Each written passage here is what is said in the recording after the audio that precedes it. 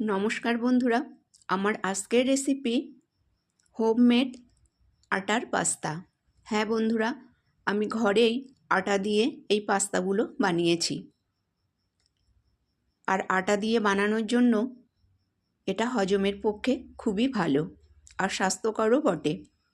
সকালের জলখাবার কিংবা সন্ধ্যের জলখাবার, অফিস কিংবা স্কুলের টিফিনেও এই রেসিপিটা বানিয়ে আপনারা দিতে পারেন। এবার দেখে নিন এই রেসিপিটা আমি কিভাবে বানিয়েছি।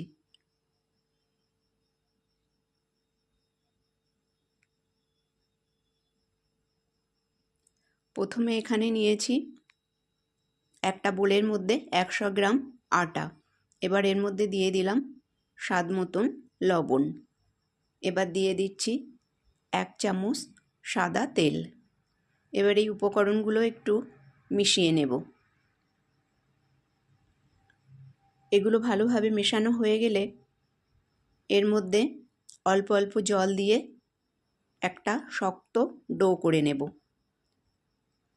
এখানে আমি উষ্ণ জল ব্যবহার করেছি।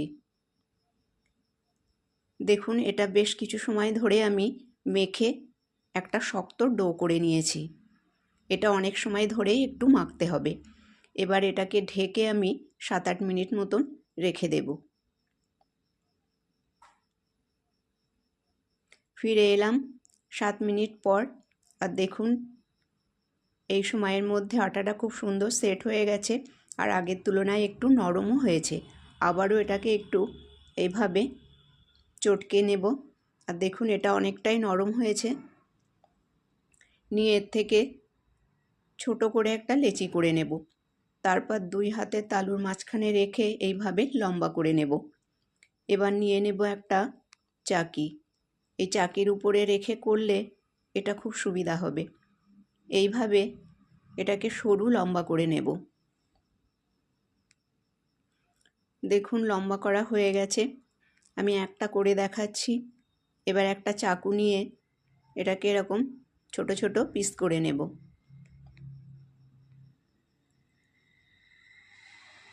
হয়ে গেছে এগুলো করা। এবার নিয়ে নিয়েছি একটা কাঁটা চামচ বা ফর্ক। এবার একটা ছোট এই লেচি এর মধ্যে রেখে বুড়ো আঙুল দিয়ে এইভাবে চাপ দিয়ে সামনের দিকে এগিয়ে দেব। এইভাবে এগিয়ে দিলে দেখুন খুব সুন্দর একটা ডিজাইন হয়ে আসছে। আবারও দেখাচ্ছি। আর এটাকে নিচের দিকে একটু 2 মুখ মুড়িয়ে দিলে এটা গোল গোল হয়ে যাবে।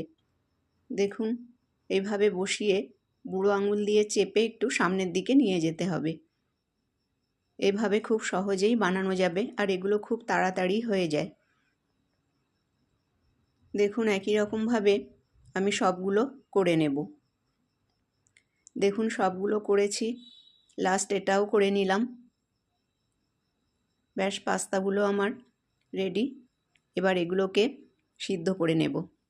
এর জন্য গ্যাসে বসিয়ে দিয়েছি একটা কড়া আর দিয়ে দিয়েছি 1 গ্লাস জল।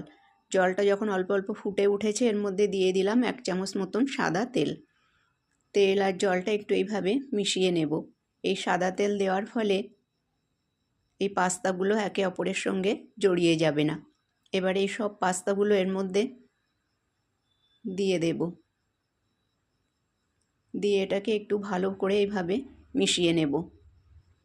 নিয়ে এটাকে হাই ফ্লেমেই ফুটতে দিয়েছি। যখন পাস্তাগুলো সিদ্ধ হয়ে যাবে তখন আপনা আপনি উপরে ভেসে উঠবে। মিনিট 3-4 ধরে এটা সিদ্ধ করে নিতে হবে। এগুলো সিদ্ধ হয়ে গেছে। এবার এগুলো সব জল থেকে উঠিয়ে নেব। এই তেল দেওয়ার ফলে এগুলো কিন্তু একে অপরের সঙ্গে জড়িয়ে যাবে না। গ্যাসে আবারও বসিয়ে দিয়েছি কড়া আর দিয়ে দিয়েছি বেশ কিছুটা পরিমাণ সাদা তেল। এবার এর মধ্যে দিয়ে দিলাম কুচানো পেঁয়াজ। পেঁয়াজটা একটু ভেজে নেব। পেঁয়াজটা ভাজা হয়ে গেলে এর মধ্যে দিয়ে দিচ্ছি সিদ্ধ করে নেওয়া কিছুটা সবজি। এখানে বিন, গাজর আর মটরশুঁটি বেশ একটু মোটা মোটা করে কেটেই আমি এখানে সিদ্ধ করে এগুলো এর মধ্যে দিয়ে দিলাম। এবার এগুলো একটু ভেজে নেব। যেহেতু পাস্তাগুলো আমি একটু মোটা মোটা করেছি সেই জন্য সবজিগুলোও আমি মোটা করেই কেটেছি।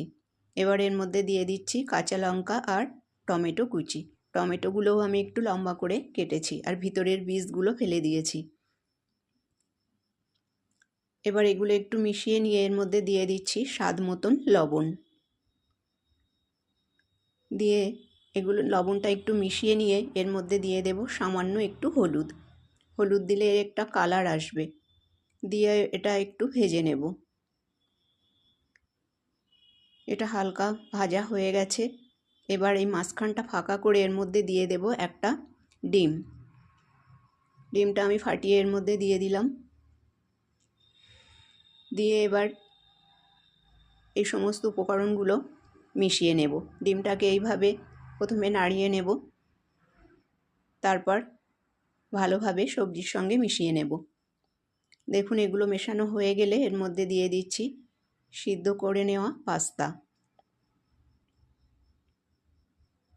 দিয়ে এবার বেশ কিছু সময় ধরে সবজির সঙ্গে এই পাস্তাগুলো ভেজে নেব। এগুলো অল্প একটু ভাজা হয়ে গেলে বা মেশানো হয়ে গেলে এর মধ্যে দিয়ে দেব টমেটো কেচাপ। একটু বেশি পরিমাণেই দিতে হবে। এবারে ভালোভাবে মিশিয়ে নেব এটাকেও। দেখুন এটা মেশানো হয়ে গেছে। এবার এর মধ্যে দিয়ে দেব পাস্তা মশলা। যেহেতু আমি অল্প বানিয়েছি তাই আমি 1 প্যাকেট পুরো দেব না, এর থেকে অল্প একটু বা 1 চা চামচ মতন এর মধ্যে দিয়ে দিলাম। দিয়ে এবার এটা মিশিয়ে নেব। এবার দিয়ে দিচ্ছি এর মধ্যে কুচানো ধনেপাতা। এইভাবে মিশিয়ে নিলেই তৈরি হয়ে যাবে আমার আজকের হোমমেড পাস্তা রেসিপি। রেসিপিটা যদি ভালো লেগে থাকে তাহলে বন্ধুরা লাইক, শেয়ার এবং চ্যানেলটাকে সাবস্ক্রাইব করে পাশে থাকবেন। ভিডিওটা এত সময় দেখবার জন্য আপনাদেরকে অসংখ্য ধন্যবাদ।